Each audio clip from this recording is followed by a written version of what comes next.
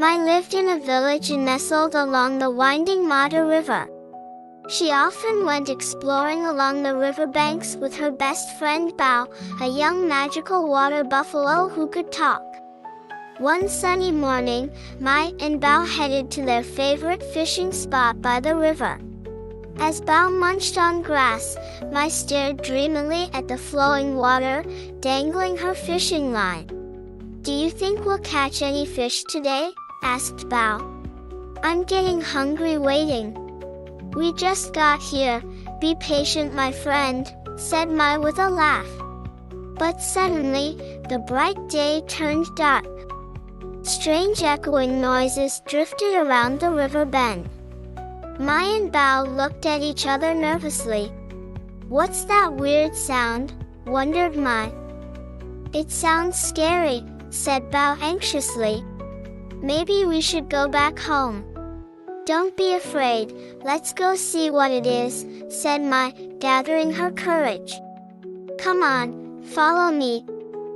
Mai and Bao slowly crept along the riverbank, peering through the tall reeds. As they turned the bend, they gasped. There rested an enormous serpent, coiled in the mud. Bao recognized it from the legends Grandpa used to tell them. "It's the famous Mata River serpent." Bao whispered, "Maybe we should go." But Mai wasn't going to turn back now. She had to know why the serpent was here. Taking a deep breath, she moved closer to investigate. The serpent reared its gigantic head, hissing so loudly that birds scattered from the trees. Its eyes were narrowed and its tongue darted in and out rapidly. "It seems really angry about something," said Bao, standing beside Mai. "But why?" "We should try to help before it scares our village," said Mai. Bao wasn't so sure, but Mai had already decided.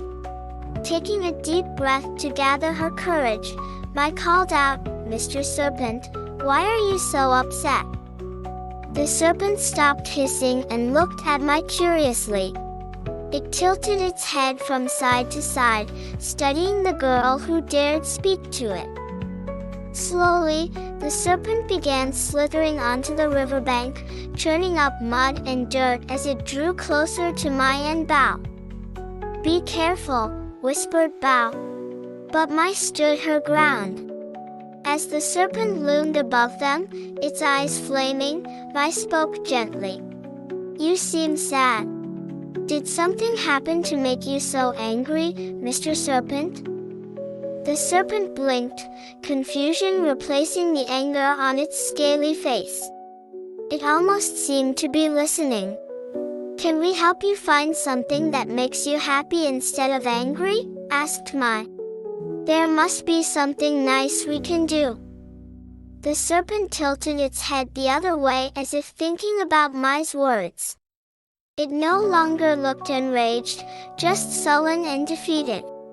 Bao was amazed at his friend's courage. Maybe her kindness could soothe even a legendary serpent. Remembering Grandpa's story about ginger flowers, Mai slowly picked some of the delicate white blossoms growing nearby.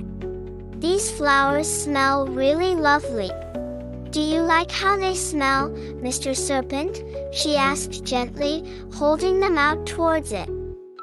The serpent leaned its giant head closer, its nostrils flaring as it sniffed the fragrant flowers. A smile crossed its scaly face and its eyes lit up happily. "Ah, you do like how they smell," said Mai. "Flowers make you happy?" The serpent nodded eagerly. Encouraged, Mai went on, "I know a beautiful flower meadow not far from here. Let's go relax there together." The serpent nodded again, smiling wider. It began following Mai and Bao away from the village, slithering leisurely along. Soon they arrived at the meadow filled with colorful blossoms. The serpent rolled playfully among the flowers, looking peaceful and content. It gently placed some lilies on its head like a flowery crown. Mai and Bao laughed joyfully, patting the serpent's nose affectionately. It was no longer scary or angry at all. Bao was amazed. His friend had tamed the legendary serpent with simple kindness. He realized Mai was right. Kindness is stronger than fear. You were so wise, being kind instead of afraid. Now the village won't be scared either, said Bao proudly.